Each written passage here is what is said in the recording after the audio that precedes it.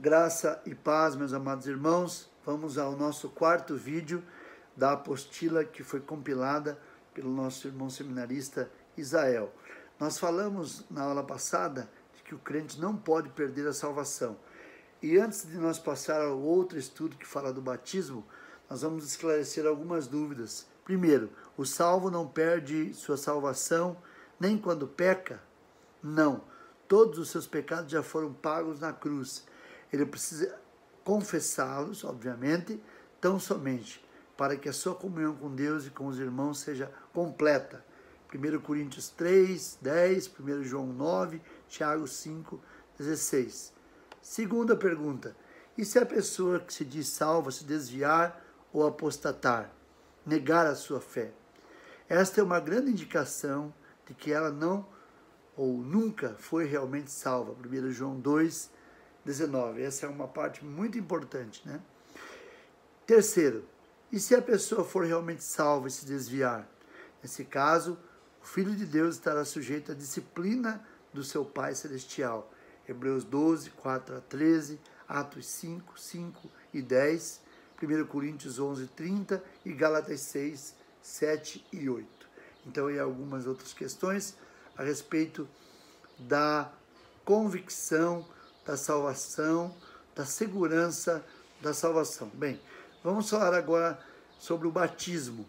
O batismo é a primeira das duas ordenanças feitas pelo Senhor Jesus Cristo à igreja local. A segunda é a ceia do Senhor. Através do batismo, o salvo está proclamando publicamente que é um discípulo de Jesus, identificando-se com sua morte, sepultamento e ressurreição. Somente o batismo por imersão pode demonstrar corretamente o seu significado, pois a palavra baptizo significa imergir ou mergulhar. Então, o batismo tem um outro modelo de batismo que é por aspersão, onde são jogadas algumas gotas de água na cabeça da pessoa, do bebê, né? Não tem nenhum amparo bíblico.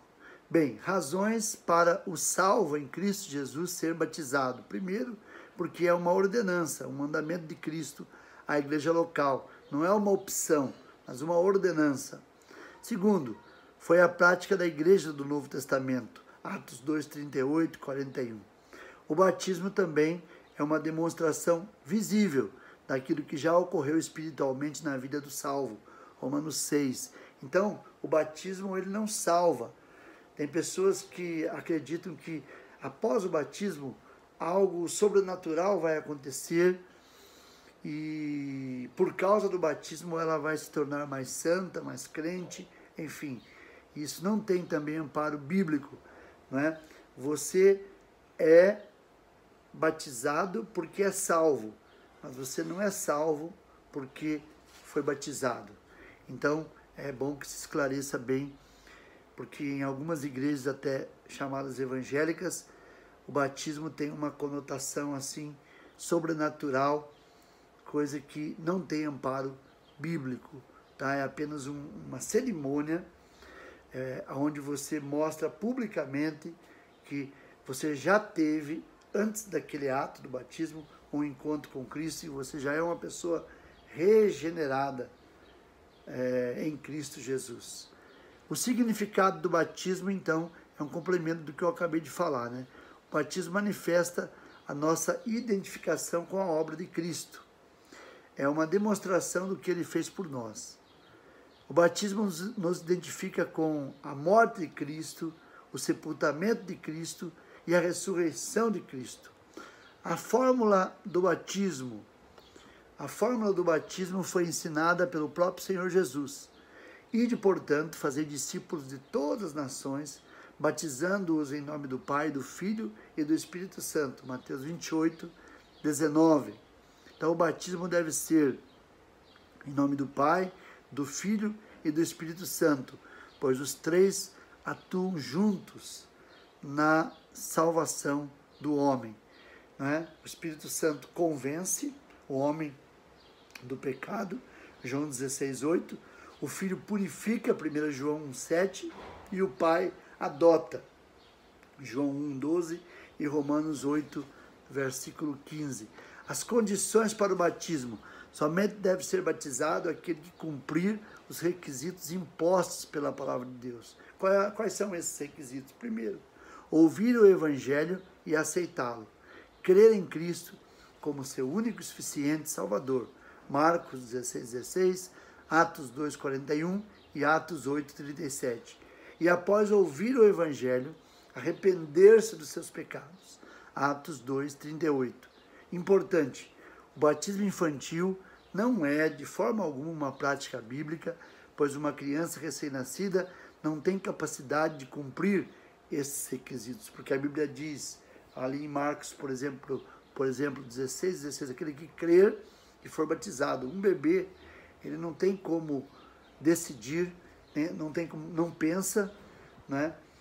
As pessoas batizam o bebê, mas ele mesmo não tem consciência do que está acontecendo, ok? Então não tem amparo bíblico o batismo que é feito nas crianças. E, em último lugar, o batismo não tem parte na salvação do homem. Ele não conduz à salvação a não ser a fé em Cristo, né? A fé em Cristo que conduz à salvação. Romanos 3, 21 a 24. Agora, alguns dizem assim, né? E é importante, aliás, esse exemplo bíblico, né? Por exemplo, o ladrão da cruz foi salvo sem precisar ser batizado. Lucas 23, 42 e 43. Só que eu gosto de frisar assim também, de que ele não foi batizado porque não havia mais condições para ele ser batizado. Mas se a pessoa tem tempo, se a pessoa tem condições, se a igreja está disponível, os pastores estão disponíveis para batizar, para preparar os crentes. Então, se você não for batizado, é uma desobediência à palavra de Deus, uma desobediência deliberada. E a condenação recai sobre aquele que não crê, e não sobre aquele que não é batizado. Marcos 16:16, João 3, 18 a 36. Oremos ao Senhor. Obrigado, Pai, pelo teu amor, graça e misericórdia, e pela tua palavra que acabamos de aprender. Pai, continua nos dirigindo na orientação do teu Espírito Santo, e no nome de Jesus que oramos. Amém.